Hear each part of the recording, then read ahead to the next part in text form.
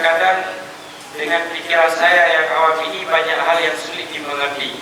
Saya takutkan hal ini menjadi penyebab lemah iman. Itu tandanya iman mau kuat. Iman yang kedanya kuat, tanda kali cobaan dan godaan. Ini tanda kuat. Istiqamah mandang lagi kata beliau. Berarti Allah itu tetap satu walaupun bagaimana. Allah tidak berbentuk. Kalau orang korupsi dan bertobat nasuha, apakah dosanya diampuni? Ampuni. Dosa dengan Allah diampuni.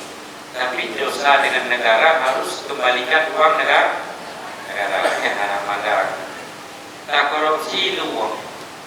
Mana benda itu klik-klik di biji itu. Astagfirullahaladzim, ya Allah. Ampunilah dosa kita ini. Kayak itu beli bendera yang pengkop dengan dong. Copet pulang ke negara. Minimal kembalikan ke Baitul Mal. Karena itu ada sangkut paut dengan manusia. Ini pertanyaan yang baca hari. Berarti yang kedua ada pertanyaan yang lain.